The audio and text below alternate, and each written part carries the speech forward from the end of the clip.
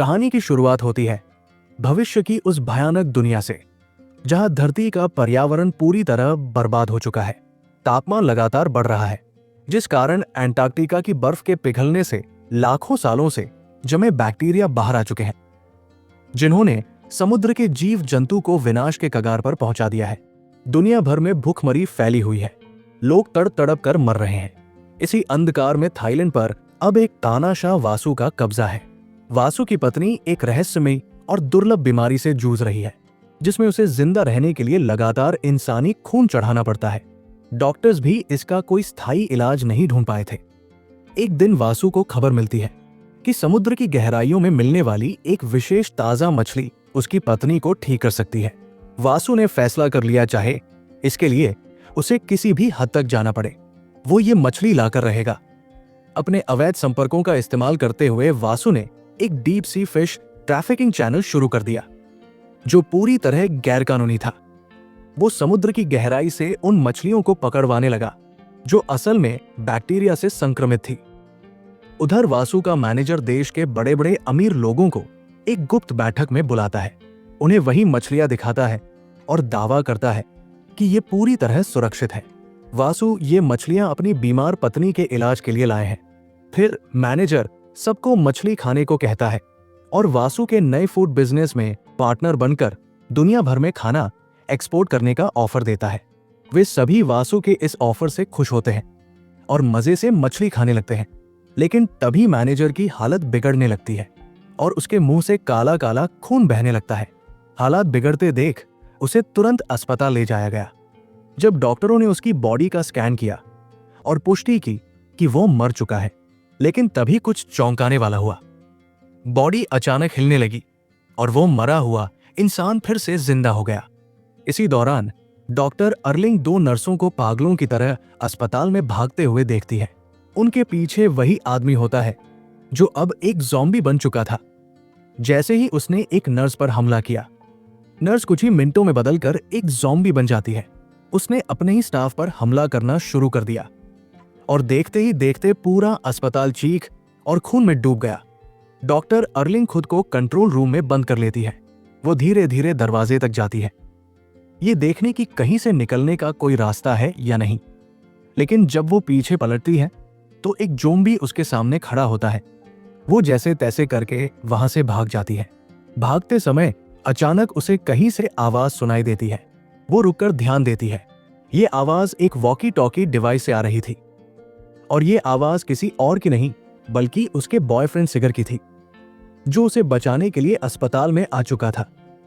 सिगर उस दिन अपने घर में बैठा अर्लिंग के आने का इंतजार कर रहा था। तभी टीवी पर एक ब्रेकिंग न्यूज आती है।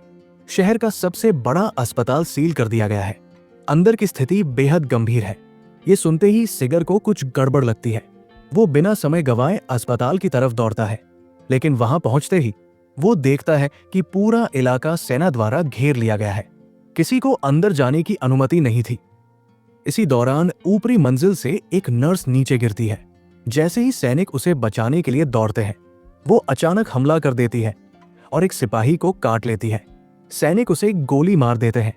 भीड़ में अफरा तफरी मच जाती है, लेकिन तभी ऊपर से संक्रमित लोग पागलों की तरह नीचे कूदते हैं। नीचे खड़े लोगों पर टूट पड़ते हैं। ज़ॉम्बी वायरस अब पूरे अस्पताल में आग की तरह फैलने लगा था। सिगर किसी तरह अस्पताल में घुसने में सफल हो जाता है और वॉकी टॉकी रूम तक पहुंचता है। वहां उसे अर्लिंग तो नहीं मिलती, लेकिन वो वॉकी टॉकी में बोलता है, मैं तुम्हें बचाने आ गया हूं। सिगर अपनी बेहतरीन फाइटिंग स्किल्स का इस्तेमाल करते हुए वो कई ज़ॉम्बियों को मिनटों में ढेर कर देता है। इसी हंगामे के बीच उसकी नजर एक छोटे बच्चे पर पड़ती है, जो डर के मारे कोने में दुबका हुआ था। उसके चारों तरफ ज़ॉम्बी मंडरा रहे थे। सिगर तुरंत उसकी ओर दौड़ता है और उसे बचा लेता है। ज़ॉम्बियों से लड़ते हुए वो बच्चे को सुरक्षित जगह पर ले जाता है। तभी उसे पता चलता है ये बच्चा अर्लिंग की सहकर्मी का बेटा है और अर्लिंग को अच्छी तरह जानता है। सिगर के मन में उम्मीद की एक नई किरण जगती है। अगर वह इस बच्चे की मां को ढूंढ ले तो शायद अर्लिंग तक भी पहुंच सकता है। वो लड़का सिगर को रास्ता दिखाने लगता है। सिगर ज़ॉम्बियों को मारते हुए आगे बढ़ता रहा। उसके मन में अब एक ही जिद थी, अर्लिंग को अस्पताल से जिंदा बाहर ले जाना है, चाहे कुछ भी हो जाए। लेकिन सिगर इस बात से पूरी तरह अनजान था कि इस समय पूरा अस्पताल सेना के नियंत्रण में है और उसे पूरी तरह सील कर दिया गया है। अब हालात इतने गंभीर हो चुके हैं कि अगर कोई भी व्यक्ति अस्पताल से बाहर निकलने की कोशिश करता है, सेना उसे बिना चेतावनी के गोली मार देगी। और उन्होंने फैसला किया है कि संक्रमण को फैलने से रोकने के लिए अस्पताल को आधे घंटे में विस्फोट से उड़ा दिया जाएगा। इधर डॉक्टर अर्लिंग कुछ बचे लोगों के साथ नर्सिंग रूम में छिपी थी, लेकिन वो सिगर की सलामती को लेकर बेचैन हो रही थी। आखिरकार उसने फैसला किया, वो खुद सीसीटीवी रूम जाकर देखेगी, शायद किसी कैमरे में सिगर दिख जाए। उसने चालाकी से एक ज़ॉम्बी से चाबी छीनी और सिक्योरिटी रूम का दरवाजा खोला, लेकिन सामने का मंजर दिल दहलाने वाला था। अस्पताल का हर कोना ज़ॉम्बी से भरा हुआ था। कई कैमरे बदलने के बाद आईसीयू की एक स्क्रीन पर उसे कोई दिखा। अर्लिंग बिना समय गवाए वो दौड़ पड़ी। दरवाजा खोलने वाला कोई और नहीं बल्कि वासु था। ये वही कमरा था जहां वासु की बीमार पत्नी को रखा गया था।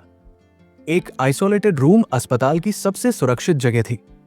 जैसे ही सेना को पता चला कि वासु अस्पताल में है, उन्होंने तुरंत एक स्पेशल टास्क फोर्स भेज दी। उनका एक ही मकसद था, वासु और उसकी पत्नी को सुरक्षित बाहर निकालना है। इधर सिंगर ने रास्ते में कई ज़ॉम्बी ग्रुप्स को चुपचाप पार किया और आखिरकार छोटे लड़के की मां को नर्सिंग वार्ड में ढूंढ निकाला। मां अपने बेटे को देखकर इमोशन हो जाती है, लेकिन लड़के की मां के चेहरे पर एक अजीब सी उदासी थी।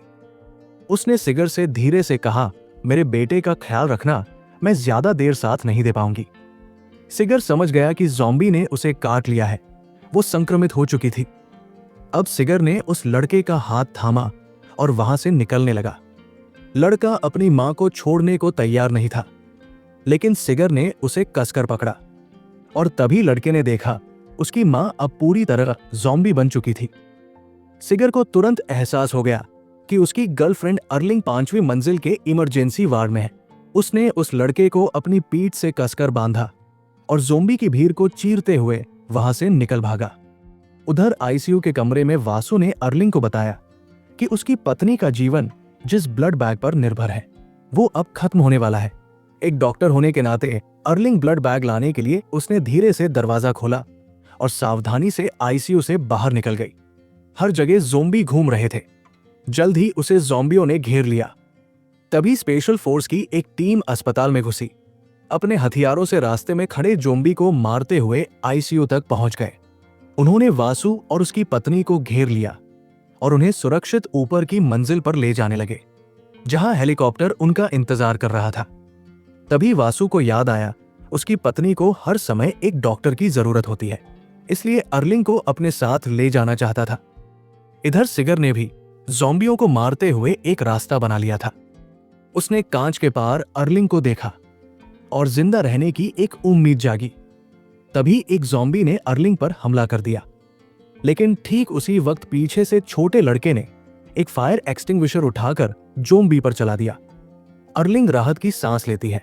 सिगर बिना समय गवाए कमरे में घुस जाता है और उस ज़ॉम्बी को खत्म कर देता है। सिगर और अर्लिंग एक बार फिर मिल गए, लेकिन उनके पास ज्यादा वक्त नहीं था। उन्हें सबसे पहले इस अस्पताल से बाहर निकलना था। मगर जैसे ही सिगर ने दरवाजा पार किया, एक गोली उसके शरीर में आ लगी और वो जमीन पर गिर पड़ा। दरअसल अर्लिंग को लेने आए सैनिकों ने उसे एक संक्रमित समझकर गोली चला दी थी। उन्हें इस चीज का कोई अफसोस नहीं था। वो बस किसी भी हाल में अपना मिशन पूरा करना चाहते थे। जमीन पर गिरा सिगर ये सब देख रहा था। जख्मी होने के बावजूद वो उठ खड़ा हुआ और पूरी ताकत से सैनिकों पर टूट पड़ा। सिगर का एक ही मकसद था, किसी भी तरह अर्लिंग को यहां से बाहर निकालना और कोई भी जो अर्लिंग के रास्ते में आता है उसे खत्म करना। तभी मिलिट्री कप्तान और सिगर के बीच में जबरदस्त लड़ाई होती है। वो एक दूसरे को इतनी बुरी तरह मारते हैं कि दोनों घायल होकर जमीन पर बेहोश हो जाते हैं। मिलिट्री कप्तान के सारे साथी ज़ॉम्बी के शिकार बन जाते हैं, लेकिन सिगर की किस्मत अच्छी होती है क्योंकि उसकी गर्लफ्रेंड एक डॉक्टर होती है। अर्लिंग फौरन उसके जख्मों का इलाज करती है और कुछ ही देर में सिगर को होश आ जाता है। उन्हें अंदाजा नहीं था कि अब मिलिट्री अस्पताल को उड़ाने वाली है। वो बस किसी भी हालत में यहां से निकलना चाहते थे। रास्ते में जाते समय उनकी नजर मिलिट्री के कप्तान पर पड़ी, जो अब एक ज़ॉम्बी बन चुका था। सिगर ने अल्कोहल की बोतलें उसे पर मारी और उसे एक कमरे में फंसा लिया और माचिस से आग लगाकर उसे जला दिया। आग की लपटें तेजी से फैलने लगी, लेकिन सिगल को पहले से मालूम था इस अस्पताल में ऑटोमेटिक फायर सेफ्टी सिस्टम मौजूद है। कुछ ही देर में छत से पानी बरसने लगा और सारी आग बुझ गई। मगर किसी ने सोचा नहीं था पानी पड़ते ही ज़ॉम्बी और भी ज्यादा खतरनाक हो जाएंगे। अब उनका शरीर और भी ज्यादा लचीला हो गया था और मुंह किसी राक्षस की तरह। सिगर उन्हें लेकर जैसे ही कॉरिडोर की तरफ भागा, उनके सामने वासु खड़ा होता है। अब उसकी पत्नी एक ज़ॉम्बी बन चुकी है। वासु ने चुपचाप खड़े होकर अपनी पत्नी से खुद को काटने दिया। इसी बीच ज़ॉम्बी का एक समूह तेज रफ्तार से वासु की ओर दौड़ा और देखते ही देखते वासु के शरीर को नोच नोच कर खाने लगे। अब सिगर और बाकी लोगों को भी ज़ॉम्बी ने चारों तरफ से घेर लिया। इन नई नस्ल के ज़ॉम्बी की रफ्तार इतनी ज्यादा थी कि उनसे पीछा छुड़ाना लगभग नामुमकिन था। सिगर ने तुरंत फैसला लिया। उसने अर्लिंग से कहा कि वो लड़के को लेकर ऊपर की ओर भागे। सिगर पीछे रहकर ज़ॉम्बी का ध्यान अपनी ओर खींचता है। सिगर ज़ॉम्बियों से लड़ते लड़ते एक गाड़ी में फंस जाता है। उधर अर्लिंग जैसे तैसे करके छत पर पहुंची है और संयोग से वहां मिलिट्री का हेलीकॉप्टर पहले से मौजूद था। जब उन्हें पता चला कि वासु मारा जा चुका है तो वो अर्लिंग और उस लड़के को अपने साथ लेकर हेलीकॉप्टर उड़ने लगते हैं। लेकिन तभी अर्लिंग पायलट से सिगर के लिए रुकने की मिन्नत करती है। पायलट अर्लिंग से कहता है, ठीक है, 5 मिनट इंतजार करेंगे। इधर सिगर की गाड़ी को ज़ॉम्बी ने चारों तरफ से घेर लिया था। तभी सिगर एक ग्रेनेड की सेफ्टी पिन खींचता है, जिससे एक जोरदार धमाका होता है, जिससे ज़ॉम्बी के छिछड़े उड़ गए। सिगर किसी तरह जिंदा बच जाता है, लेकिन ग्रेनाइड की आवाज से सभी ज़ॉम्बी उसके पीछे पड़ गए थे। सिगर ने अपनी आखिरी हिम्मत जुटाई और किसी तरह छत तक पहुंच ही गया। हजारों की तादाद में पीछा कर रहे ज़ॉम्बी भी छत पर आने लगे। अर्लिंग को बचाने के लिए सिगर ज़ॉम्बियों को रोकने लगा। हेलीकॉप्टर में बैठी अर्लिंग की आंखों से आंसू बहते रहे। वो चिल्लाती रही, लेकिन उसके पास कुछ करने की ताकत नहीं थी। हेलीकॉप्टर जैसे ही आसमान की ऊंचाइयों में उड़ा, सिगर ने आखिरी बार पीछे मुड़कर अर्लिंग को देखा, ये यकीन करने के लिए कि वो अब सुरक्षित है। उस एक नजर में मानो सिगर को सुकून मिल गया। उसके चेहरे पर हल्की सी मुस्कान आई, जैसे उसने अपना मकसद पूरा कर लिया हो। इसके बाद उसने अपनी आखिरी सांस तक उन ज़ॉम्बियों से मुकाबला किया, एक योद्धा की तरह। लेकिन तभी मिलिट्री द्वारा रखा हुआ बम फटा, जिसे जोरदार धमाका हुआ। पल भर में पूरा अस्पताल आग के समंदर में तब्दील हो गया। धुएं और जलती ईंटों के बीच सिगर और ज़ॉम्बी का एक साथ अंत हो गया। और इसी के साथ हमारी मूवी का अंत होता है।